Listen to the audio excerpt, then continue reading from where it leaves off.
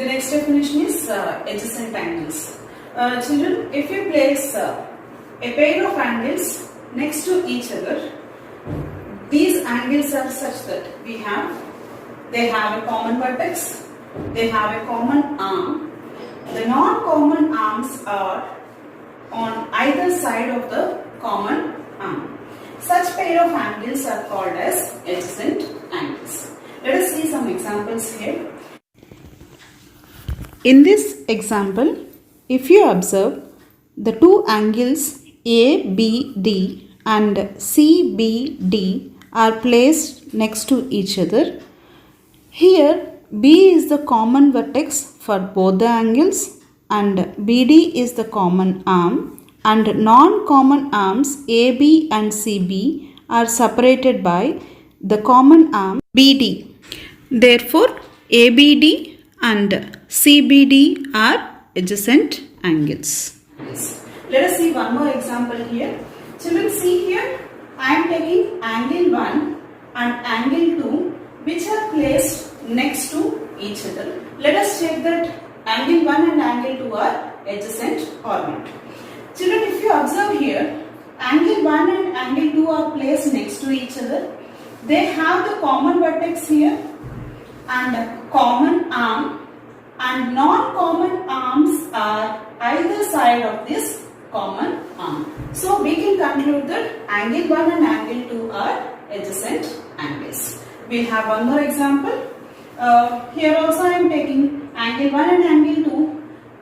They have the common vertex, common arm, and non-common arms are separated by the common arm.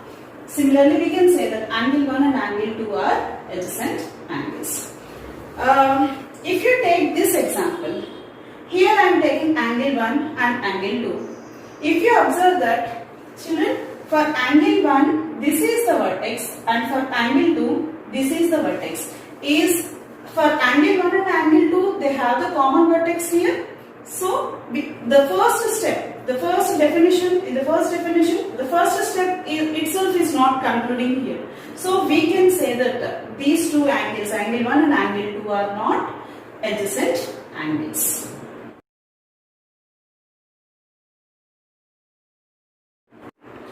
The next definition is linear pair. Children, see, a linear pair is a pair of adjacent angles whose non-common sides are opposite rays.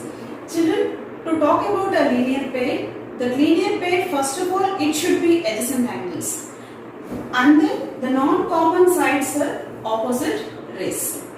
First, what are adjacent angles? In the before definition, I explained what are adjacent angles. Let me explain one more time. The adjacent angle should have a common vertex, common arm, and the non-common arms are separated by the common arm. And what extra definition we have in the linear pair? The non-common sides are opposite rays. Here, if you take this example, here children, AB, let me take it as D here, ADB and CDB. Here if you take angle ADB and angle CDB, they are adjacent to each other. Why? Because they have the common vertex D, common arm DB, and non-common arms DA and DC are separated by DB. So it is satisfying adjacent angles definition. And if you observe here, children, DA and DB are opposite to each other. See, the non-common arms. What are non-common arms here? DA and DC are opposite rays or not? So this is the definition of linear pair. So what is a linear pair, children? Linear pair should be adjacent angles first, and then the non-common sides are opposite rays. Let us have one more example here.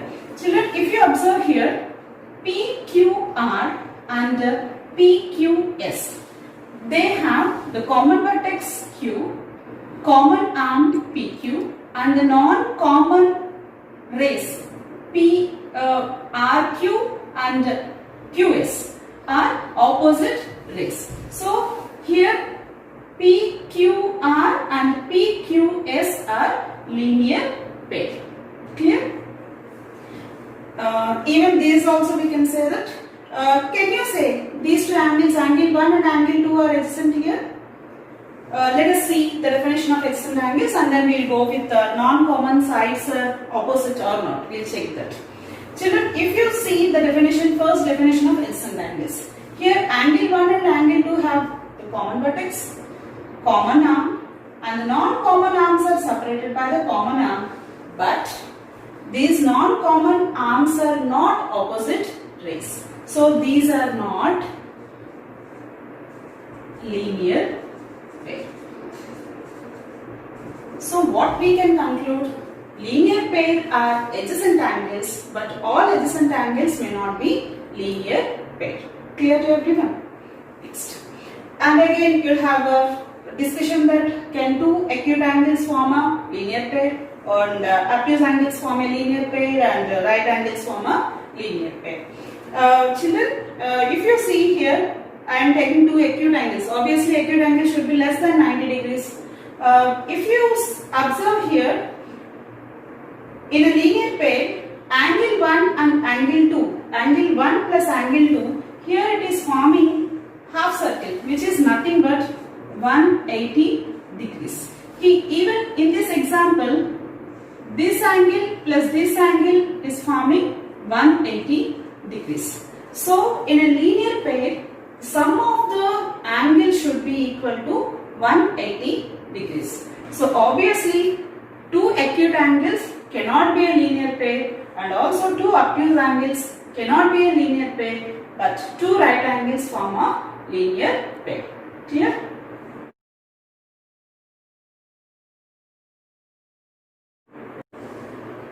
The next definition is vertically opposite angles. When two lines intersect, they can form four angles. Let us see, children. I am taking line L and line M. Here these two lines are intersecting. If two lines meet at one point, the two lines we are calling it as intersecting lines. So if two lines intersect, they can form angle 1, angle 2, angle 3 and angle 4. So how many angles are formed here? 1, 2, 3, 4. So when two lines intersect, they can form four angles. Now what are vertically opposite angles? Children, if you observe here, angle 1 is quite opposite to angle 3 and angle 2 is quite opposite to angle 4. So angle 1 and angle 3 are called as vertically opposite angles, and angle 2 and angle 4 are called as vertically opposite angles. So angle 1 and angle 3, angle 2 and angle 4 are vertically opposite angles.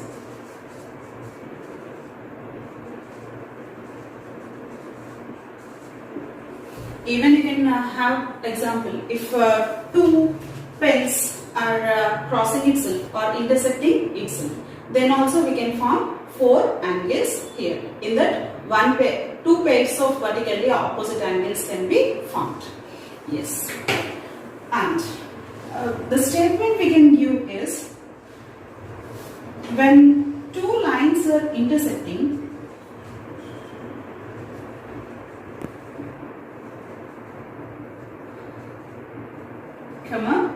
we can conclude that the vertically opposite angles are equal.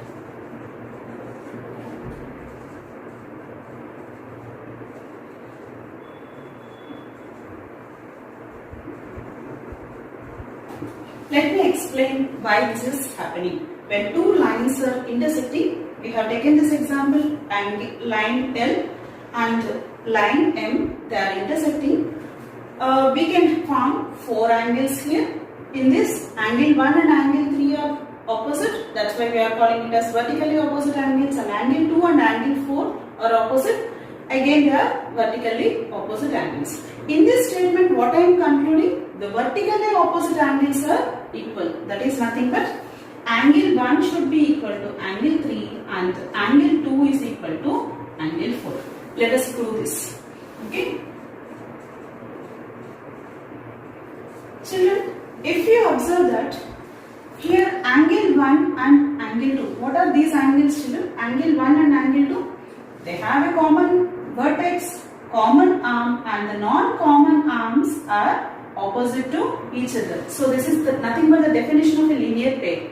In the linear pair, sum of the two angles should be equal to 180 degrees. So angle 1 plus angle 2 should be equal to 180 because angle 1 and angle 2 are linear pair. So we can give the reason also since they are linear pair. Then now I am transposing this angle 2 to right hand side. So angle 1 will be equal to 180 degrees minus angle 2. Can I take it as equation 1 here? Yes.